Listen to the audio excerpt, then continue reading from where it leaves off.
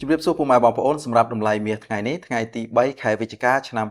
2025សម្រាប់តម្លៃមាសដុំ1គីឡូទីផ្សារអន្តរជាតិថ្ងៃនេះមានតម្លៃ$4,000ក្នុង1អោន$128,624ក្នុង1គីឡូក្រាម$4,861ក្នុង1តម្លឹង$486ក្នុង1ជីបាទនេះគឺជាតម្លៃមាសនៅលើទីផ្សារអន្តរជាតិសម្រាប់ថ្ងៃទី3ខែវិច្ឆិកាឆ្នាំ2025បាទអរគុណច្រើនចំពោះការទស្សនាវីដេអូមួយនេះជួបគ្នានៅវីដេអូក្រោយបន្តទៀត